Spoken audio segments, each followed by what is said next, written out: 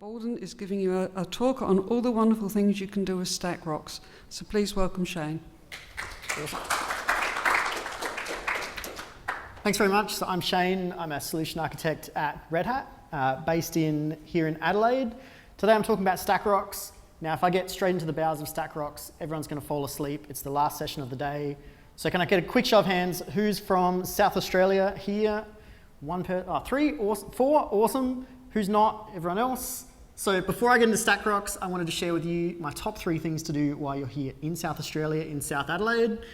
Tour Down Under's here. It's an international cycling event. It comes to South Adelaide this Saturday, if you're still here. So it kind of goes down to Port Wollonga, goes around, and you see everyone suffering up Wollonga Hill. Now, all these have movie references. I thought Tour Down Under, kind of family-friendly event. I'll find a family-friendly movie shot around the area, but I couldn't. So you got Wolf Creek, which was shot around the cliff tops of Port Wollonga. Next one, so while you're down south, the main road of McLaren Vale, really well-known wine district, there's a place called Vasarely Celador. Now, while he was here filming The Water Diviner, Russell Crowe came here for dinner one night, loved it so much that he actually got the team back to cater the wrap party for The Water Diviner. So check out Vasarely Celador on Main Road, McLaren Vale. The last one, I love a good walk. There's a new boardwalk open down in Port Noarlunga in South Adelaide.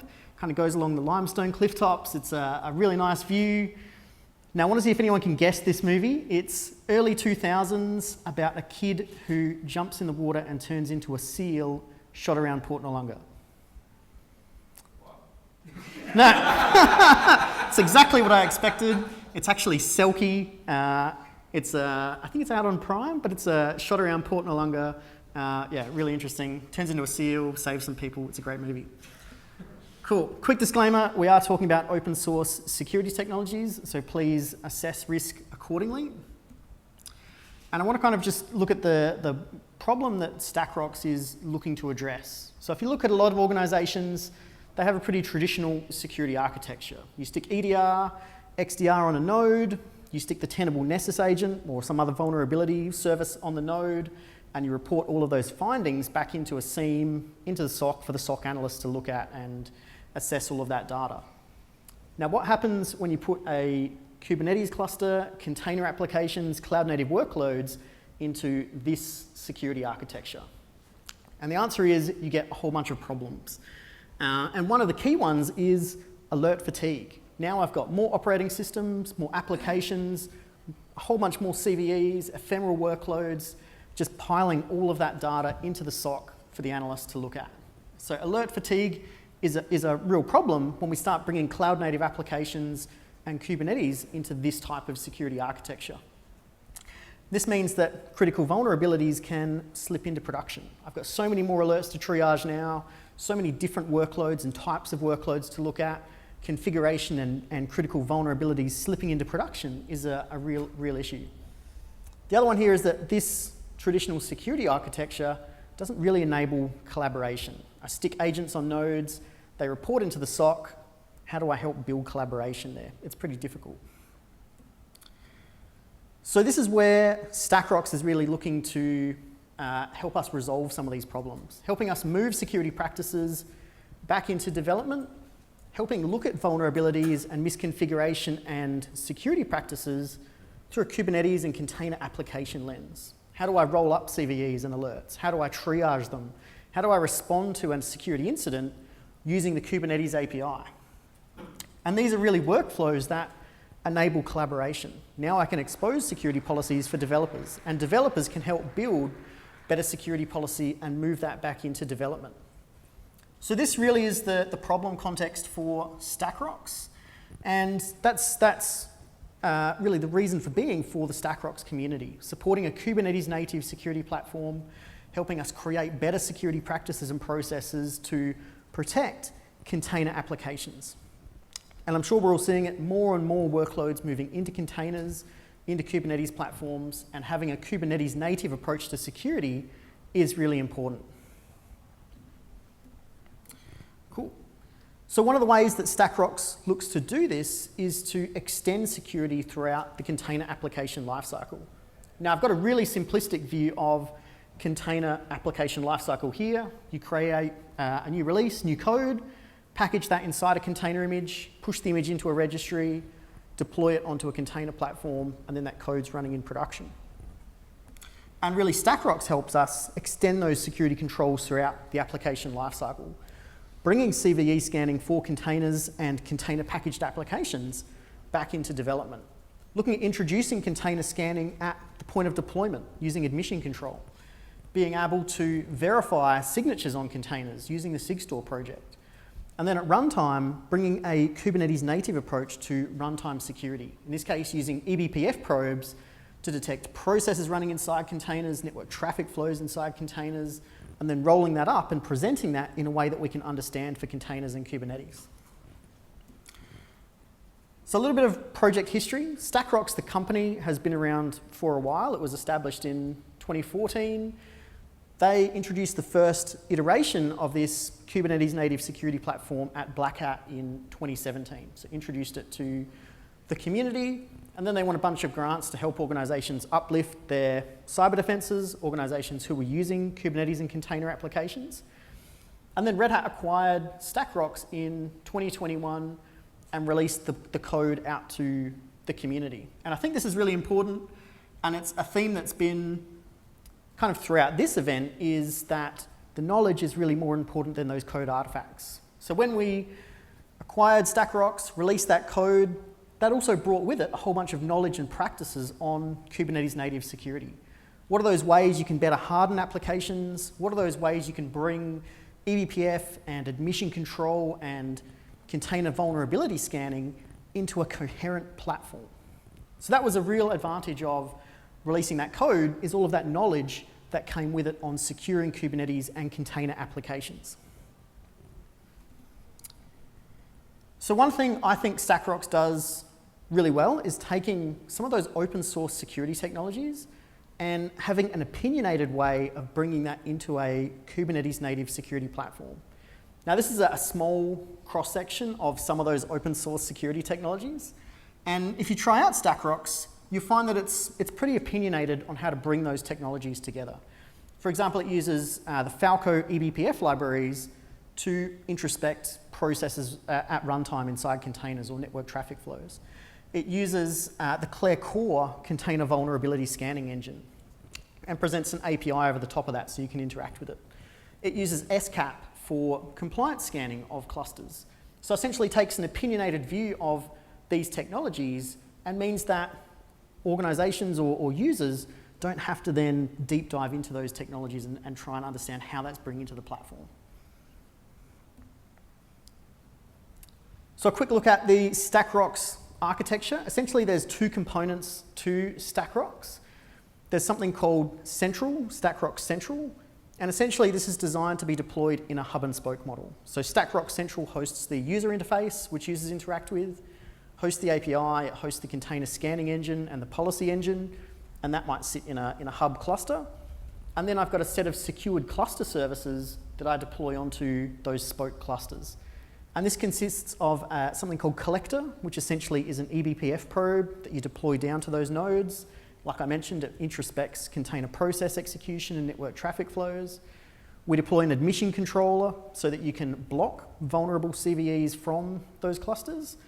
And then there's something called Sensor. And Sensor essentially is pulling new policies or policy updates from Central onto that secured cluster and sending back those processes and network traffic flows emanating from containers. So effectively, this creates that StackRox security architecture. Central, which users interact with, secured cluster services, I push onto those spoke clusters. Awesome. So I've got 3 demonstrations of StackRox capability I wanted to look at today. Now the first of these is on scanning containers and pulling container vulnerability scanning into a development pipeline. So I'm going to have a look at that one live. We'll take a look at scanning workloads. Cool. So this is my StackRox instance that I've got set up.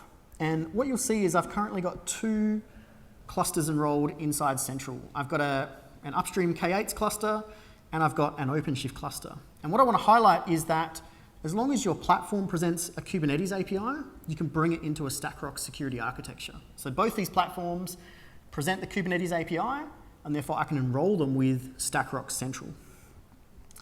Now, once you enroll those clusters, StackRox is going to enumerate all of the deployments and start scanning those container images associated. And that's using that built-in Claire Core vulnerability scanning engine, and presents those as a list of CVEs I can start working through and triaging.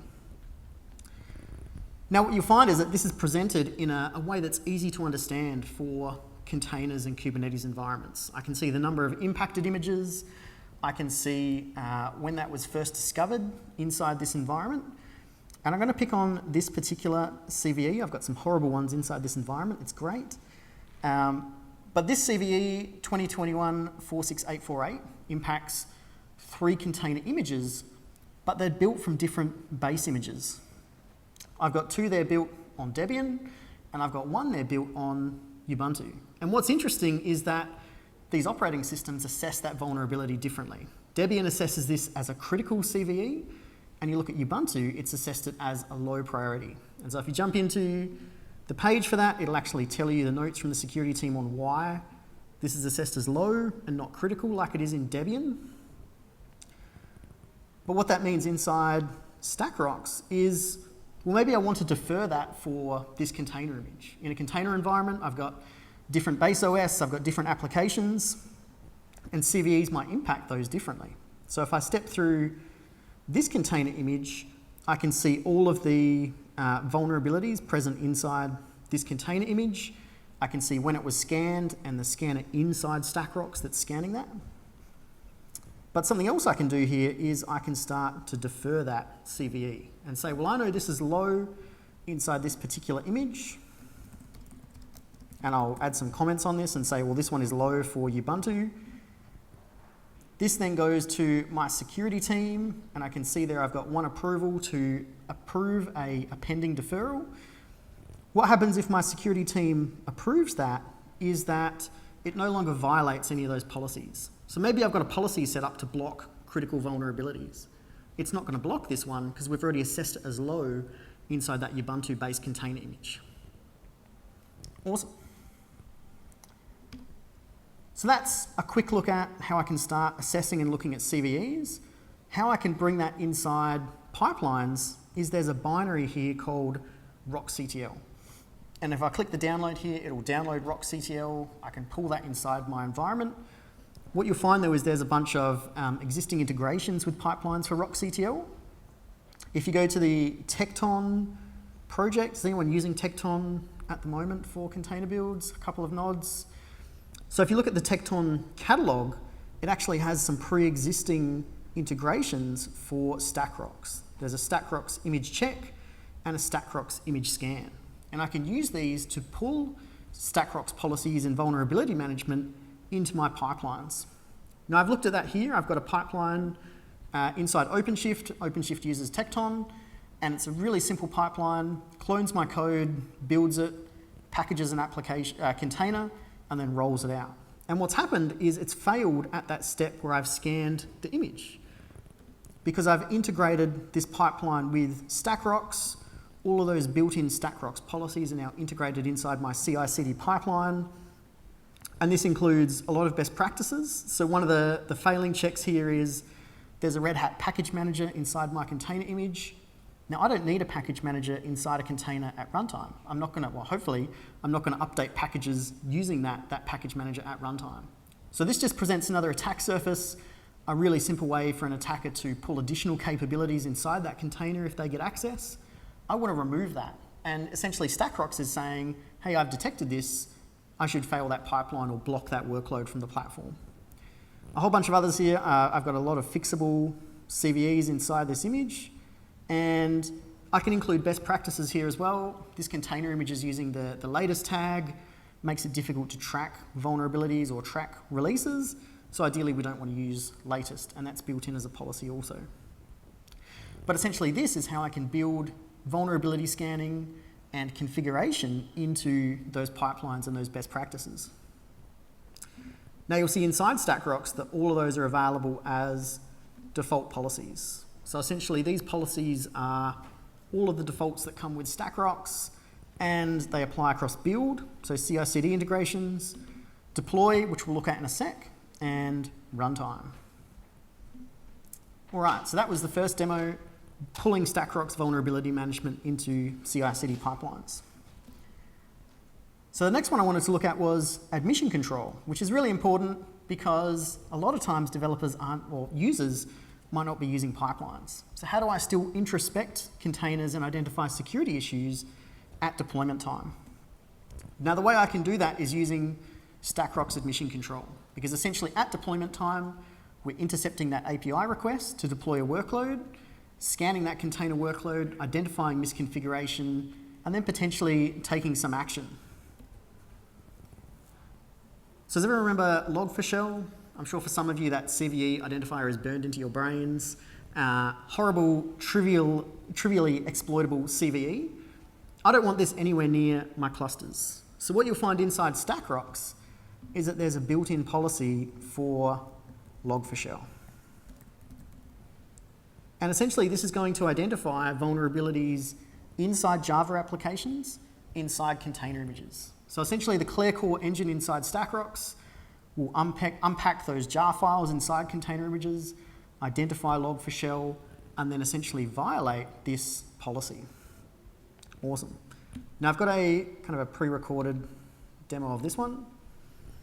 So again, similar StackRox environment. I've got that log4shell policy here, and it applies across build and deploy.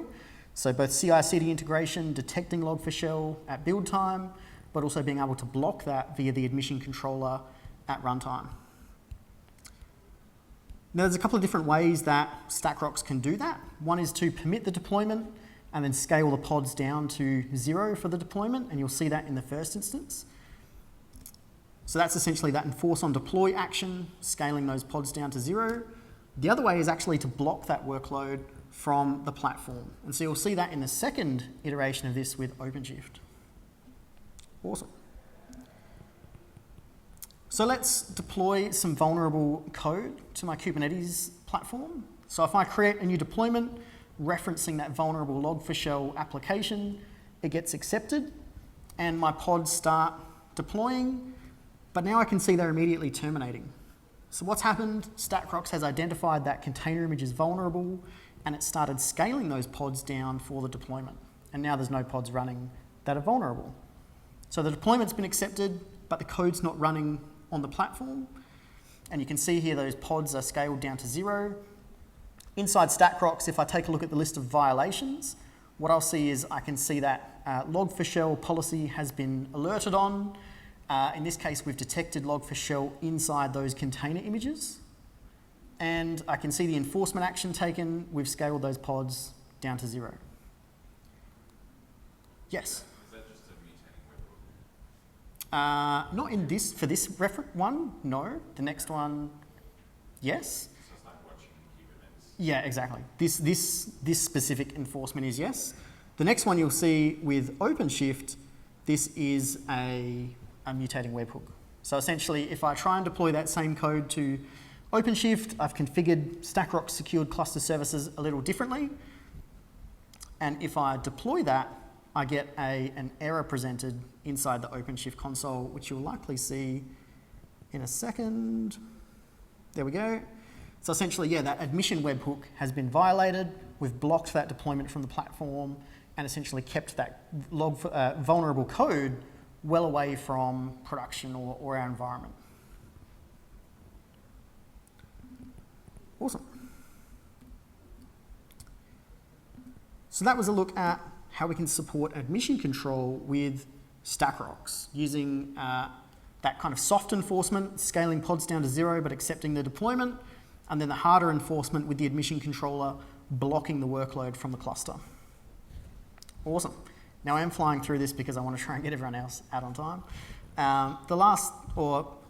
Next I wanted to look at runtime security. And essentially here, we're detecting processes and traffic flows inside containers at runtime in a way that works really well with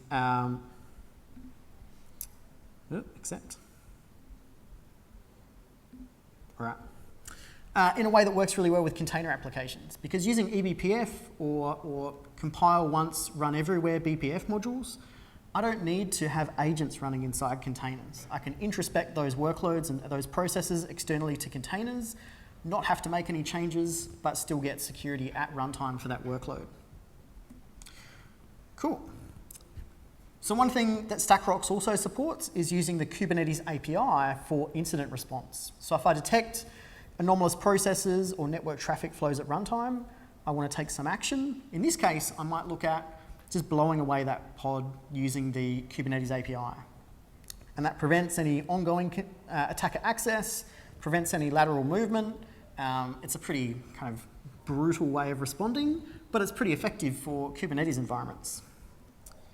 So let's take a look at runtime processes. So there's kind of two ways you can support runtime policies with StackRox. One is looking for known bad processes. I'll say bad because here we're looking at things like netcat. I don't think netcat really belongs inside a container at runtime. And you can alert on netcat execution, which might be anomalous. The other way is to alert on anything that's not normal or not authorized for that container workload. So because I can limit those processes running inside a container, I can essentially lock a process baseline for a container workload on StackRox and mitigate anything running outside of that workload. So that's what I'm going to look at in this example, is locking the process baseline for a container and then alerting on anything outside of that. So here I've got a workload called UBI test. It's just a Red Hat Universal Base Image container. It's running sleep, essentially.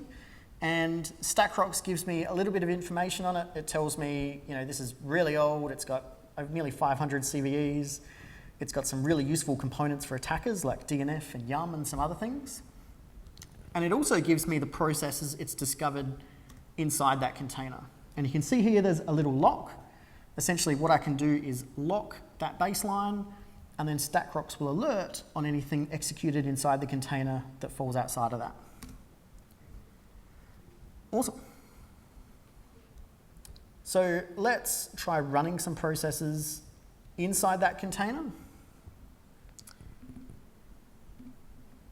if I can. Yeah, no, yeah. Awesome. So I'm just going to try executing DNF inside this container.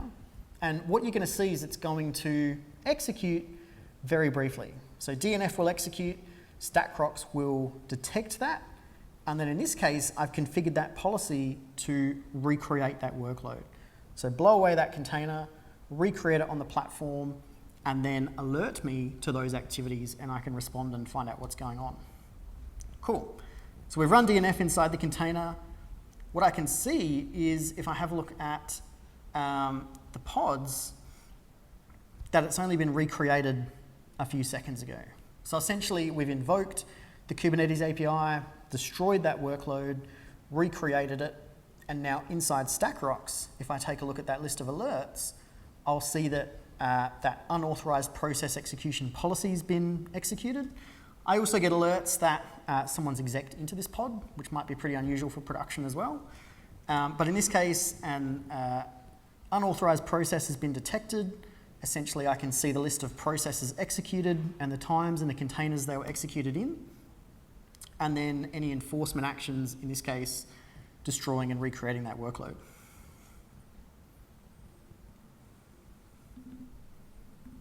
Cool. Be gone. Awesome. Now, the other thing I can look at is network traffic flows inside containers. Essentially, I may want to map out different network traffic flows inside containers at runtime, identify which containers are communicating with each other based on runtime information. I can also create some alerts on anomalous network traffic. StackRox will let me know if there's any missing network policy here. You can see I've got a flag here, network policy rules, and it says a missing policy is allowing all egress traffic. So essentially, StackRox will let me know if I'm missing any network policy, and I can create that and get some green ticks across my applications. Awesome. Cool. So that was a quick look at runtime security. We looked at using the eBPF programs essentially packaged with StackRox secured cluster services. When you push those secured cluster services onto Spoke clusters, reporting that process activity back to StackRox Central, making decisions, and in this case, destroying that workload using the Kubernetes API, and also looking at some of the network traffic flow analysis I can do using that eBPF module also. Awesome. So StackRox also has a number of built-in integrations, and you'll see these inside the integrations tab. I can integrate with a whole bunch of different registries. There's some signature integrations, so I can include a SigStore key here, and then alert on unsigned images or container images signed with the wrong keys, for example. I've got integrations into notifiers, and this means that I can start supporting things like pushing all of those alerts into something like Sentinel, and pushing all of the Kubernetes order into Sentinel, and performing correlation across those. I can also do similar things with Splunk or other platforms. So I could use the Splunk HEC collector or HTTP event collector to ingest those StackRox alerts. I can then perform correlation with Kubernetes audit logs and start creating some insights into activity happening inside these clusters. Awesome. So there's a few ways that you can get involved. So you can find the StackRox project at github.com/StackRox. There's a few projects there, but this is the main one. Under that, you'll find some guidance on how to install StackRox onto clusters. You'll see there's a couple of different sections. I would usually install StackRox Central onto that hub cluster, secured cluster services onto the edge, a few different ways of configuring and deploying that. You can use an operator on Kubernetes, you can use Helm charts, or you can just use bash scripts to deploy it. So there's a few different ways you can get StackRox onto your cluster, all documented at the project. If you want to get involved, there's a really good repo called StackRox Contributions, and this is kind of other people's experiences using StackRox. So you'll find example policies here that other people have contributed. You'll find scripts or utility scripts that can be used to pull information from the StackRox API and generate reports. There is some built-in reporting inside StackRox. I find lots of places will extend that. So they might want to report on image compliance with certain base images, or maybe they want to pull information for a certain namespace. This is where you can use those utility scripts to pull information from the StackRox RESTful API.